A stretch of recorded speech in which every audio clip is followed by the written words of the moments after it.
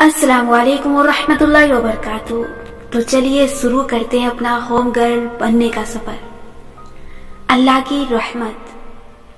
हम अपना घर क्यों सजाते हैं? खुद अपने ज़ौक़ के लिए, और एक वजह और होती है, मेहमानों को थोड़ा बहुत दिखाने की ख्वाहिश और उनसे तारीफ समेटने की आरज़ू। ये तो एक हकीकत है। नया बेड कवर, नए कपड़े, नए कुशन कवर, नए बर्तन, ये हमसे ज्यादा हमारे मेहमानों को नसीब होते हैं। चले ये भी दुरुस्त है, लेकिन क्या फायदा अपना घर सजाने का जब मेहमानों की मेहमानदारी के तौर तरीके ही ना आते हो। इस मामले में एक जमाने में मैं बहुत फॉरवर्ड हुआ करती थी। अब समझदार हो गई हूँ। मैं अपना घर भी सजाती हूँ और खुद भी मेहमानों के सामने ड्रेस अप होके जाती हूँ। लेकिन दो और चीजें हैं जिनका ख्याल रखना बहुत जरूरी है और हर होम गर्ल को रखना चाहिए। एक मेहमानदारी और दूसरा अखलाक। मुझे अभी तक याद है कि चंद साल पहले हमारे एक दूर के अंकल ने नया घर बनाया। वो एक दिन हमसे मिलने आए तो शिकवा किया कि हम उनका घर देखने अभी तक नहीं आए। उन्हें शिफ्ट हुए काफी अरसा हो चुका था, लेकिन हम नहीं जा सके थे। वो रमजान के दिन थे। अंकल ने कहा कि आज इफ्तार के बाद आपने हमारी तरफ आना है। हम भी तैयार हो गए। इफ्तार में सेम और मैंने थोड़ा खाया कि अब जाहिर है अगले भी खिलाएंगे, और वही किसी को अच्छा लगे या बुरा, किसी दूसरे के घर खाने का मजा ही कोई और होता है। मगरिब के कोई घंटे बाद हम उनके घर चले गए।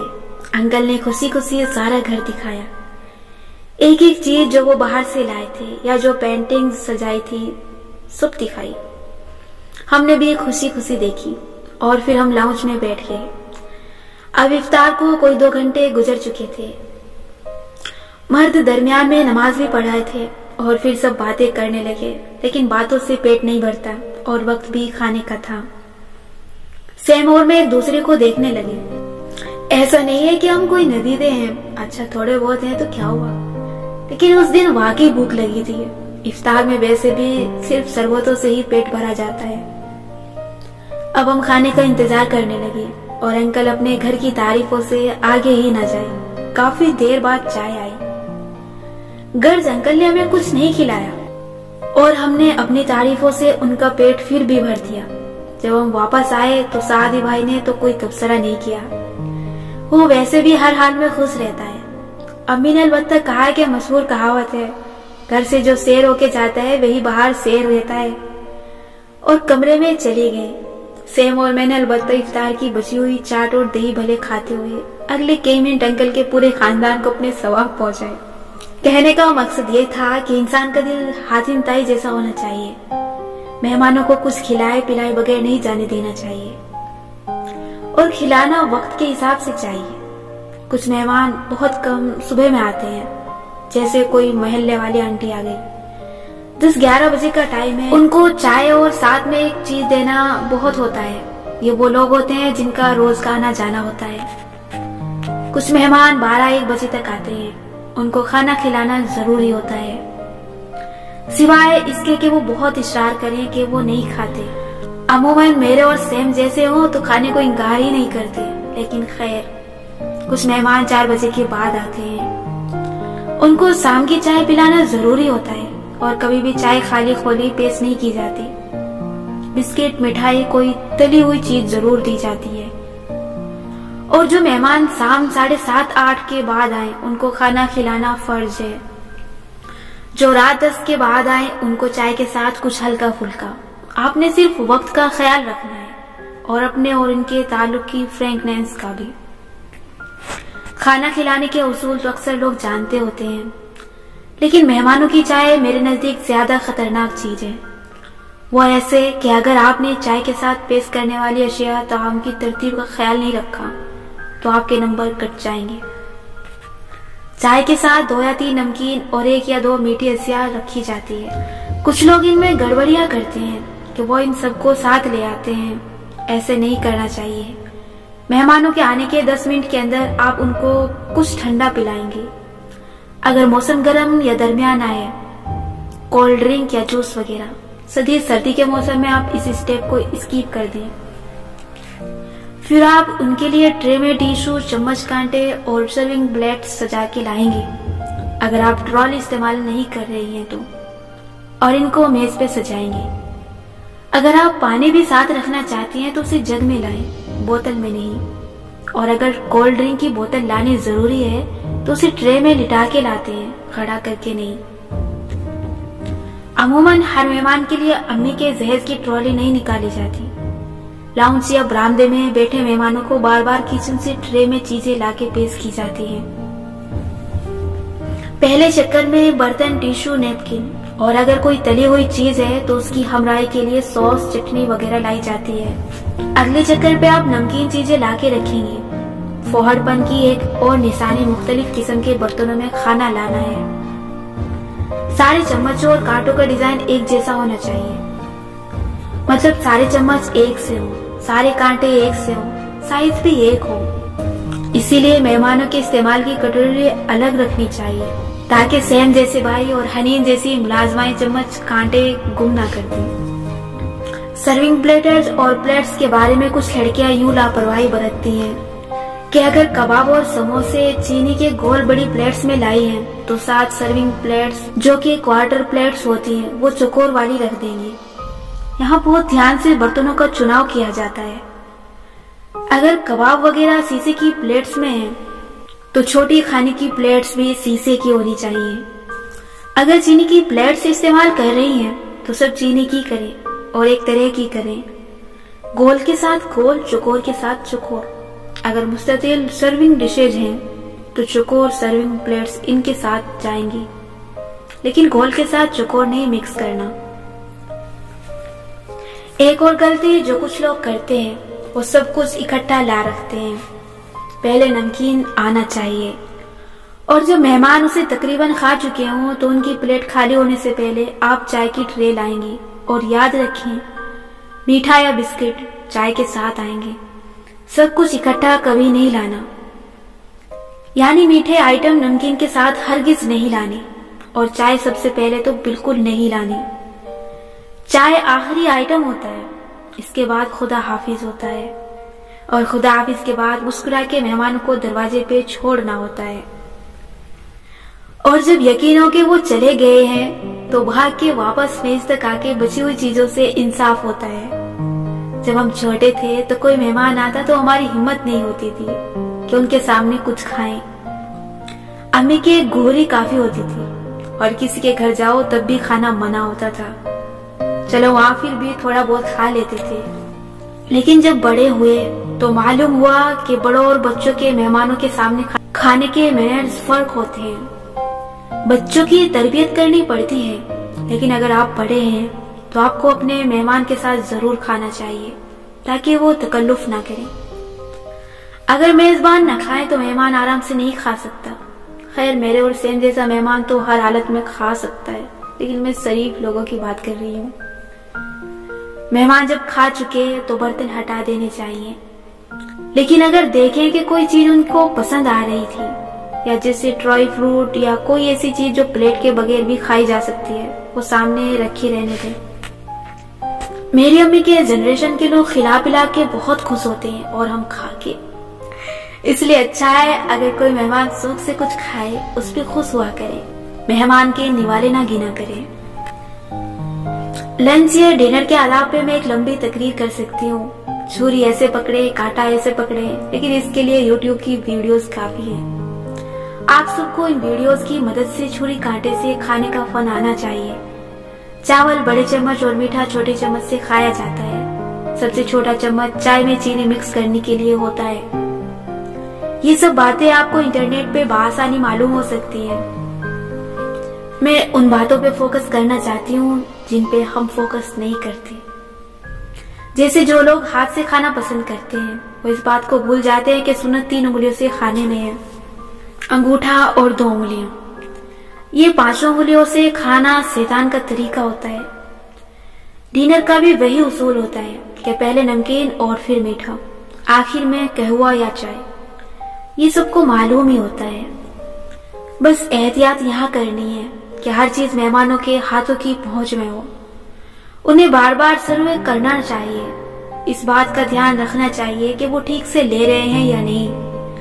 ये नहीं कि सब लगा दिया और खुद बैठ गए मोबाइल पे। लेकिन एक बात, कुछ मेजबान बहुत इसरार करते हैं, ले लो अनीन, अरे ये तो ले लो ना, मैं तुम्हारी प्लेट में डालती हूँ। इतना इसरार कि उनसे कोफ्त होने लगती है।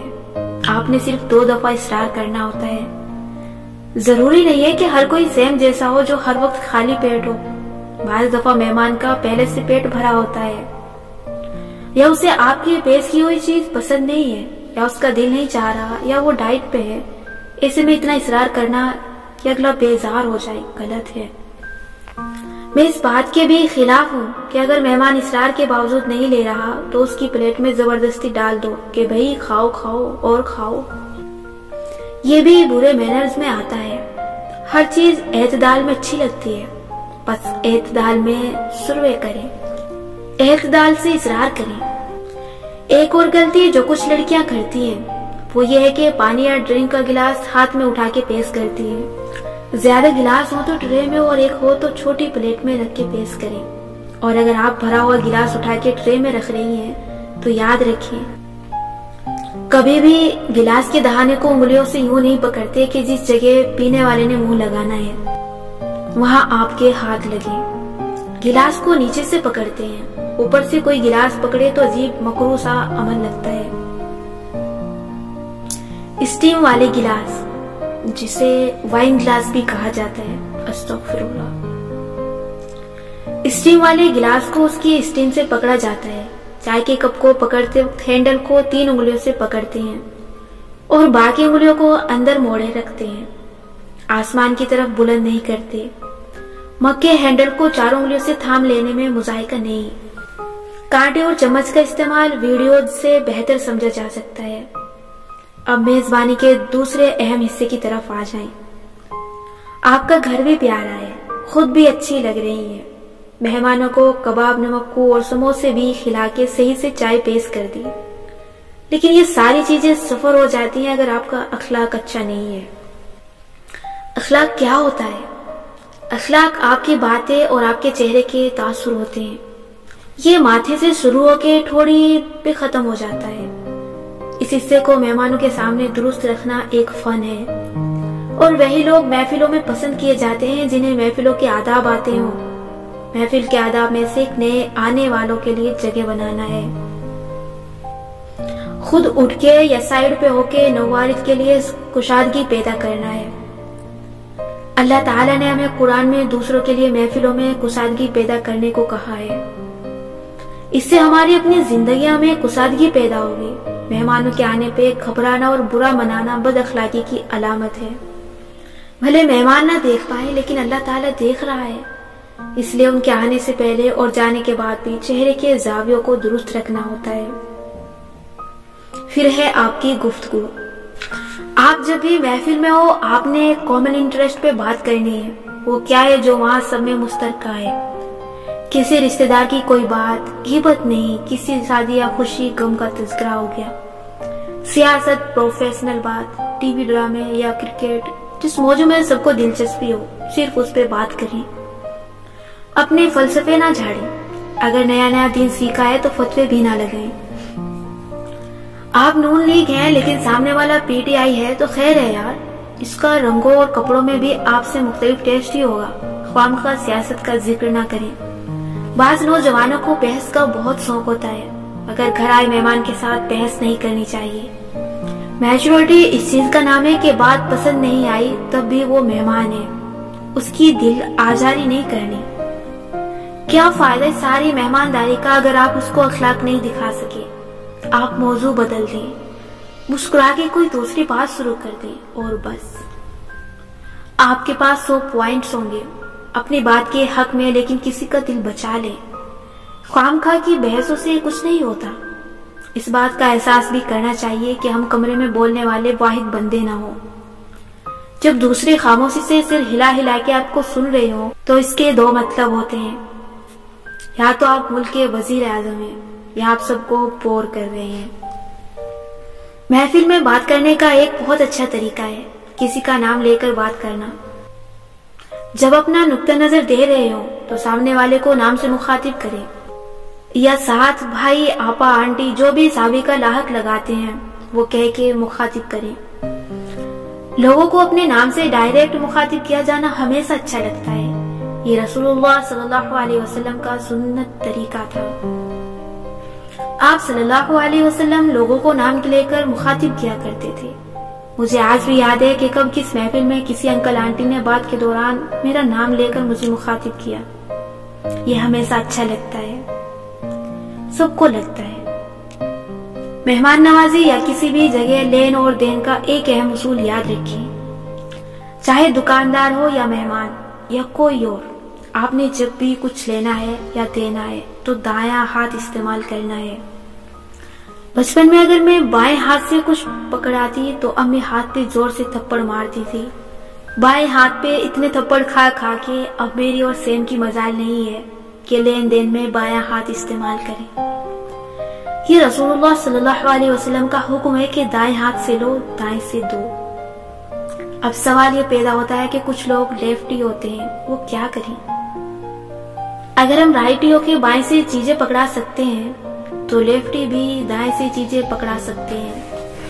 मैं ये नहीं कह रही कि लेफ्टी हर चीज जबरदस्ती दाएं से करे, मगर लेन देन, खाना खाना और कुरान पकड़ना, इन तीन चीजों के लिए रसूलुल्लाह सल्लल्लाहु अलैहि वसल्लम ने दाएं हाथ से करने का हुक्म दिया है। तो भले आपका बच्चा लेफ्टी है, आपने उसको 2 थप्पड़ लगाने हैं जब वो बाएं हाथ का इस्तेमाल करे।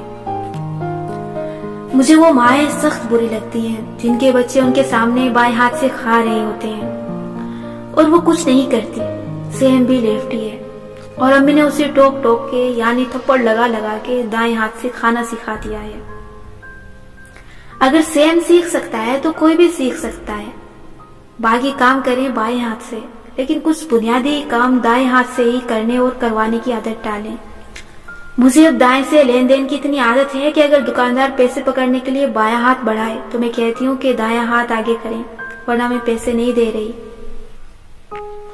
ख्वाहिश तो मेरी बड़ी है कि कभी ऐसा हो वो दायां हाथ न बढ़ाए और मैं सामान लेकर भाग जाऊं, लेकिन खैर, मेजबान बनने के जैसे कुछ उसूल होते हैं, इसी तरह मेहमान बनने के भी कुछ आदाब होते हैं। सबसे पहली चीज, किसी के घर बगैर बताए नहीं जाना। ये सबसे बुरे अखलाक की निशानी है। जिसके घर जाओ कम से कम आधा घंटा पहले बता के जाओ, और जाओ तो 3 दफा बेल दो। वो ना निकले तो वापस आ जाओ। इस बात को हजम करना जरा मुश्किल है। इंसान इतना वक्त निकाल के 2.5 किलो का मेकअप करके नए कपड़े पहन के जाता है, वापस क्यों आ जाए? लेकिन ये सहाबा इकराम के मैनर्स थे। वो नाखून से दस्तक दिया करते थे, कोई जवाब ना मिले तो काफी देर बाद दूसरी दस्तक, फिर भी जवाब ना मिलता तो वापस सुधार लेते थे। हमारा दीन बहुत सादा है। आपका दिल किसी से मिलने को नहीं चाह रहा तो बेशक उसके लिए दरवाजा ना खोलें। मेहमान और मेजबान दोनों में इतने मैनर्स होने चाहिए कि एक दूसरे के आराम में मुखिल ना हो। लेकिन हमारे घरों का सेटअप ऐसा होता है कि दरवाजे अमूमन खुले होते हैं और मेहमान अंदर चले आते हैं।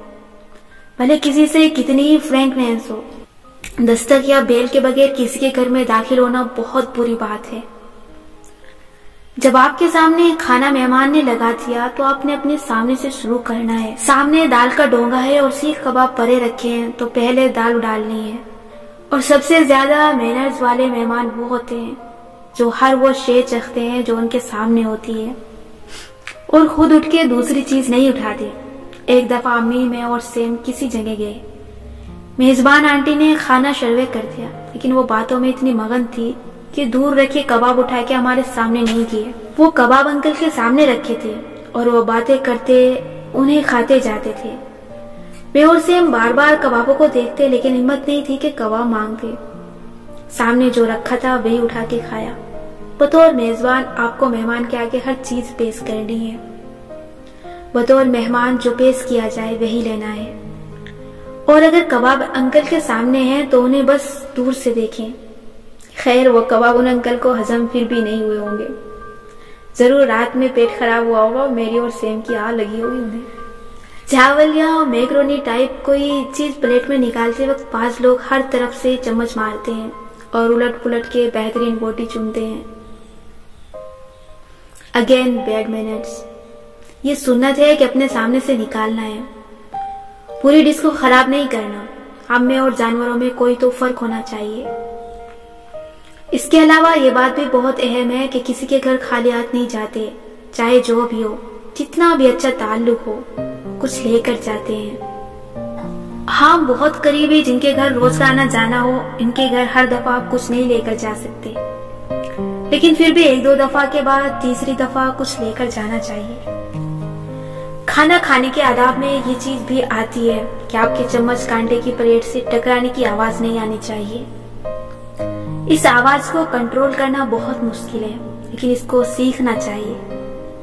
लेकिन इससे ज्यादा अहम है चाय में चीनी हिलाते हुए चम्मच की आवाज।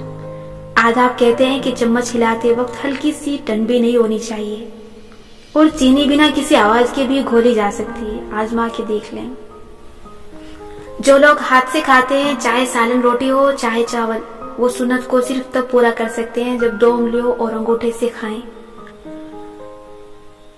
पूरी 5 उंगलियों से खाना सुन्नत नहीं है, ऐसे शैतान खाता है।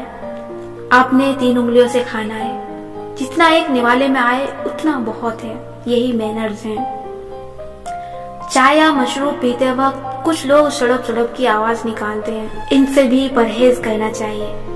कुछ लोग चाय को ठंडा करने के लिए उस पे फूंके भी मारते हैं। पता नहीं उनकी फूंक में कौन से फ्रीजर के धुएं निकल रहे होते हैं, जो उनको लगता है कि 70 डिग्री पे उबलती चाय उनकी एक फूंक से ठंडी हो जाएगी।